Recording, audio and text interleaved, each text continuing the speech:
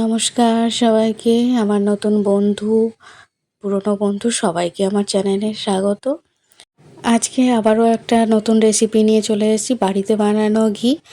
আমার চ্যানেলটাকে সাবস্ক্রাইব করে বেল আইকনটা বাজিয়ে যাও, যাতে তাড়াতাড়ি তোমাদের কাছে সব ভিডিওগুলো চলে যেতে পারে। তাহলে চলো কথা না বাড়িয়ে আমি শুরু করি আজকের রেসিপি, আর সাথে থাকছে আজকের রেসিপির গুণাগুণগুলো। দেখো, প্রত্যেক দিন দুধ চাল দিয়ে যেই সরটা দুধে পড়ে সেই সরটাকেই তুলে রেখে এই ঘিটাকে তৈরি করা হবে।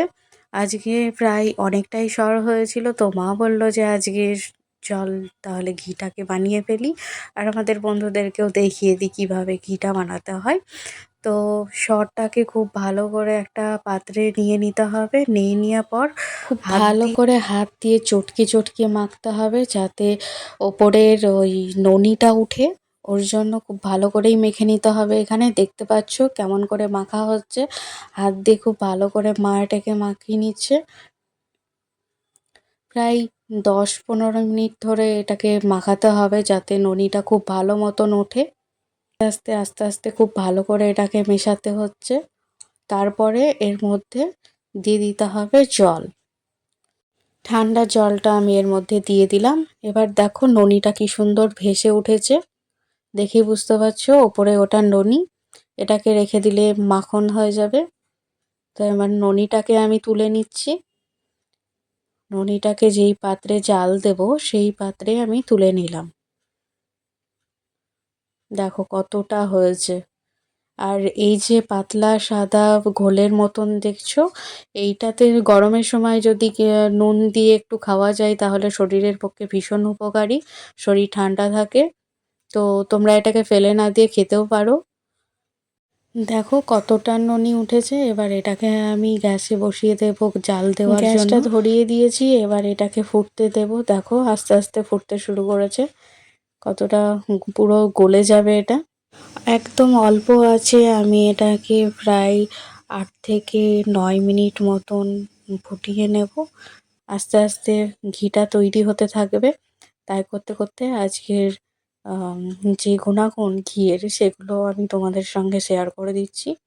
ঘি আমাদের শরীরে হজম শক্তির উন্নতি ঘটায়, কোষ্ঠকাঠিন্য ও পেট ফোলা ভাব কমায়। ঘি ত্বককে হাইড্রেট রাখতে সাহায্য করে। আবার ঘি ত্বককে ফ্রি রেডিক্যাল এবং অক্সিডেটিভ ক্ষতির হাত থেকে রক্ষা করে। কোলেস্টেরলের মাত্রা ও হৃদরোগের ঝুঁকি কমায়, রোগ প্রতিরোধ ক্ষমতা বাড়ায়, ত্বক ও চুলকে ভালো রাখে ঘি। তাহলে বুঝতে পারছো ঘিয়ের কত গুণ রয়েছে। কিন্তু একসঙ্গে অনেকখানি ঘি খাওয়াটাও বেশি ভালো নয় শরীরের পক্ষে। 1 চামচ ঘি যথেষ্ট। যারা ওজন কমানোর চেষ্টায় আছেন এবং শারীরিক গঠন নিয়ে বেশ সচেতন, তারা ঘি এড়িয়ে যেতে পারেন। যাদের লিভারের সমস্যা রয়েছে তাদেরও ঘি খাওয়া ঠিক নয়। এরকম বাড়িতে বানানো ঘি শরীরের পক্ষে কত ভালো। বাইরের ঘি অনেকটাই তো ভেজাল মেশানো থাকে, পিওর হয় না। তো ওর জন্য বাড়িতে এরকমভাবে যদি ঘি বানিয়ে নেওয়া হয়, আর সেই ঘিটা যদি বাচ্চা থেকে বড় সবাই খায়, তাহলে শরীরের পক্ষেও অনেক উপকার রয়েছে। দেখো এটা দুধের মতন ফুলে উঠেছে, দেখে মনে হচ্ছে আমি দুধ জাল দিচ্ছি। তো এরকম থাকবে না, আস্তে আস্তে অনেকটাই কমে যাবে। আর কমতে কমতে ওর মধ্যে যে ঘিয়ের ব্যাপারটা সেটা আস্তে আস্তে বেরোতে থাকবে। আমি মাঝে মধ্যে এটাকে নেড়ে দিচ্ছি এই কারণেই, যাতে এটা সাইডে লেগে না যায়, পুড়ে না যায়। ওর জন্য নিচে যদি লেগে যায় তার জন্য আমি এটাকে আস্তে আস্তে একবার একবার করে নেড়ে দিচ্ছি। দেখো এটা ফোলা ভাব অনেকটাই কমে আসছে, আর এর থেকে ঘিটাকে ছাড়তে লাগবে। দেখো হলুদ হলুদ ঘিটাকে ছাড়তে লেগেছে। আমি অনবরত নেড়ে দিচ্ছি যাতে তলে না লেগে যায়। দেখো তেলটা বেরোচ্ছে, ঘিয়ের যে তেলটা সেটা বেরোচ্ছে। আস্তে আস্তে বোঝা যাচ্ছে যে কতটা ঘি বেরোতে লেগেছে। এরকমভাবে আমি অনবরত নাড়তে থাকবো।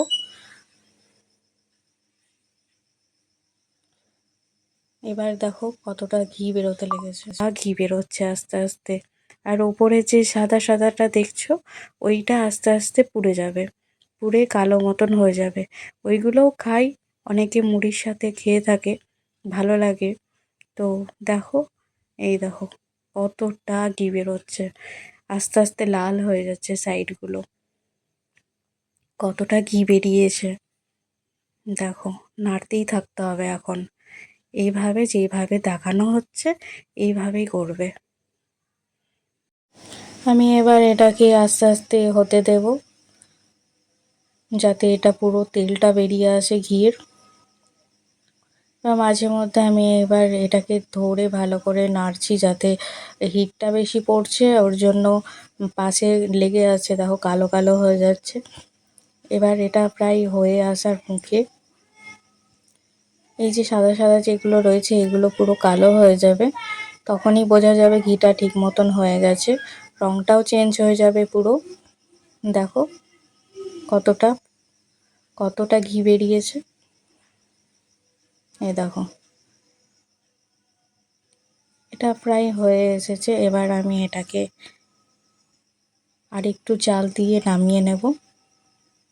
রঙটা প্রায় চেঞ্জ হয়ে গেল, একটু কালচে কালচে টাইপের হয়েছে, মানে এটাকে একটু কড়া পাকে আমি চাল দিয়েছি। এবার আমি এটাকে নামিয়ে নিলাম, নামিয়ে ছেঁকে নিলাম। ভিডিওটি ভালো লাগলে অবশ্যই একটা লাইক করে দিও, আর এইভাবে বাড়িতে একবার ট্রাই করে দেখো, খেতে খুব ভালো লাগবে।